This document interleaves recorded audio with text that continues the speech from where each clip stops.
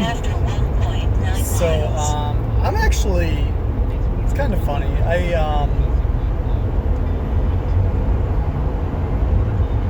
For people that know me,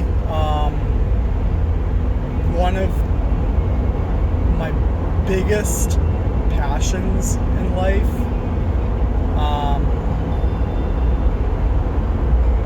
and not that I'm great, I know I'm lucky enough to be surrounded by like a lot of great knowledgeable people when it comes to hunting.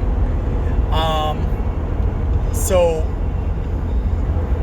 growing up, I would say on both sides of my family, basically, multiple generations in, but I mean, basically migrant families, like on my mom's side, Italian, I think like French Canadian, After 0.6 miles, exit the Irish, highway and on like onto my RT dad's side, like Irish 139B for the most towards Randolph. part. Like migrant type of, background. Obviously there's families in, the United States, that go back to the Mayflower, and, I don't know. I Exit the just feel like it's a highway different onto type RT of 139B background, towards different Randolph. traditions, and all that. For me personally, growing up, I basically spent my childhood in the woods. I grew up playing Legend of Zelda on NES, and that kind of translated to real life where, I was lucky enough to grow up in a great house, great neighborhood, lots of safe places to hang out, and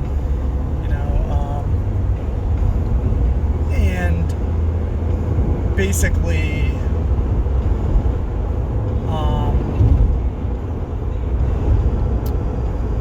like I spent a lot of my time like with friends exploring the woods, making our own bow and arrows, and playing with sticks and exploring, deep in, and all that stuff. I feel like sometimes my parents didn't know where I was. Maybe they thought they knew where I was, but I was really lost in the woods, popping out miles away on the other side of a stretch of woods. I don't know. But anyway, I, I, I, I feel like I had an interest in hunting growing up, but like my family wasn't really into it, obviously. I did have and still do have an uncle that hunts, and um, but I never got into it so much as a child, as much as like I kind of like wanted to. But I feel like there was always kind of like a negative mindset with hunting, within my family, I guess, because it wasn't really necessary. Um, but in a way, I do think it's necessary, and I think it's really important. And I really didn't get into it until my 30s, and I really got into it because around my 30s, as I'm like growing up, and I feel like even through my 20s, you're still kind of like young at heart, and like you're not really in control of your own destiny. You're still subject to what other people want for you. By the time I reached my 30s, I feel like by the time you're in your 30s, like you're kind of starting to realize you're in control of your own destiny and start doing your own things, make your own decisions. So I got involved with hunting in my 30s, and I would be basically what you would consider a first generation hunter, where a lot have the benefit of being second, third, fourth, fifth generation hunters, whatever. So they have the benefit of basically having success at an early age because they are taught the proper way and traditions to be successful in hunting. So you get these 8-year-old kids with these awesome bucks, and I have years of work to do still. Again, I have the benefit of having a great circle of friends and guys and women that are just spectacular, and I really wish I had more time to dedicate to it, but I do work a lot, and work is like a huge part of my life, so I don't have as much time to dedicate to hunting as I would like, but I am learning, and life is good in the world. It's pretty damn good, no matter what anyone has you being led to believe, at least right now. And, it's important to learn how to hunt when times are good, because we don't know what tomorrow's gonna bring, or next month, or next year. And we probably will never, ever, ever be in a situation where we need to hunt to survive. But you don't know Right at that. the second set of traffic lights. And do you really want for it to be an emergency situation?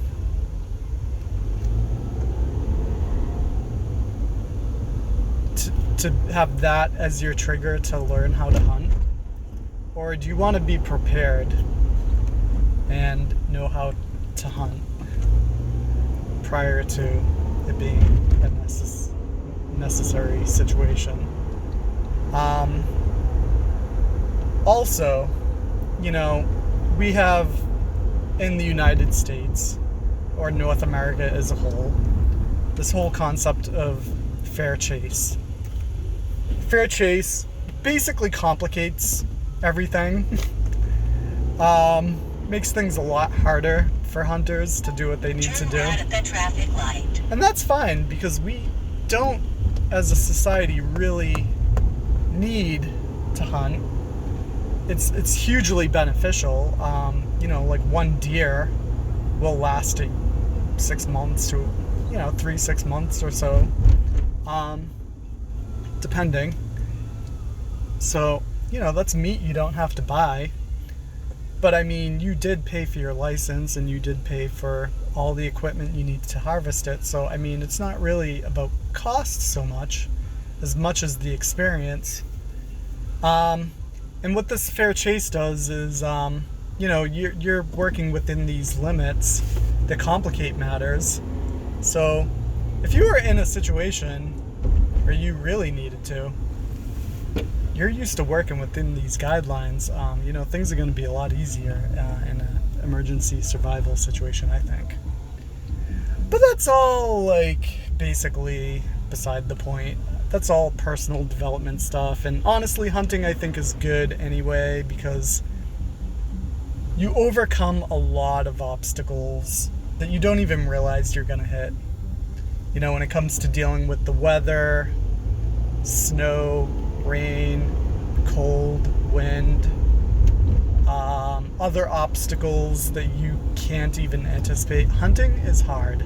It really, really, really is. And it forces you to think outside the box and solve puzzles. And, and other than that, I mean, hunting is extremely beneficial for the environment in terms of conservation,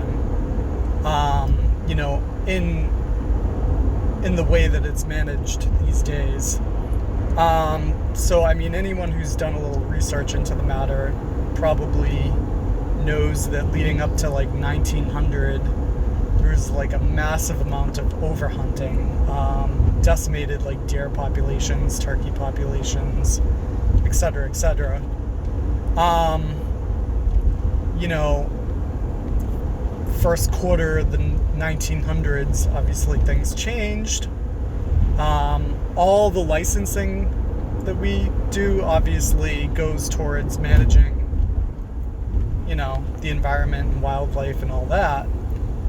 So hunters are basically funding conservation and provide so much money to be able to basically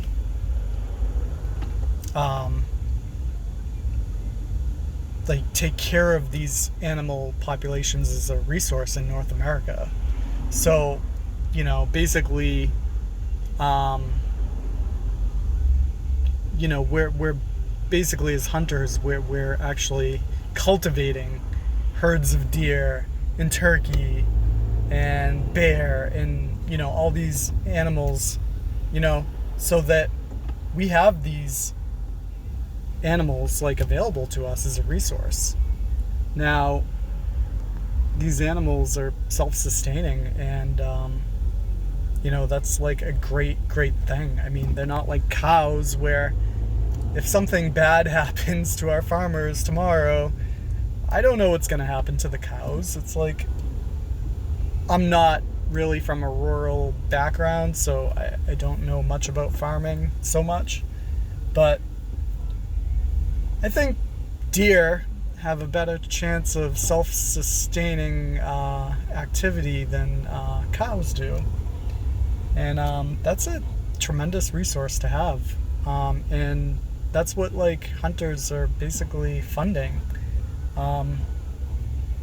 So, yeah. So, I mean, I think hunting is super important, you know, both as, you know, a social mechanism for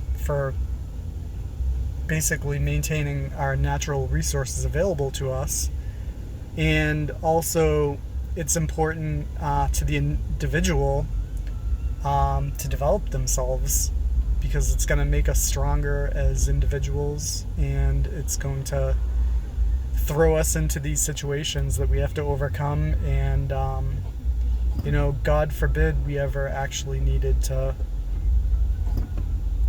utilize these skills like in a disaster or some sort of emergency. It's not going to be as hard when you already know how to do it.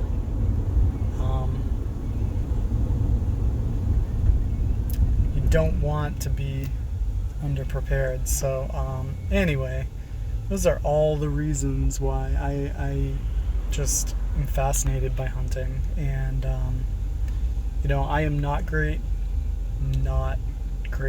at all compared to some of the people I know. I will say, in terms of hunters, it really is 1% of maybe 10% of the people doing 99% of the work and success. It's crazy. Once it's like once you're in tune, it seems like you're in tune, and it takes a lot of work to get there.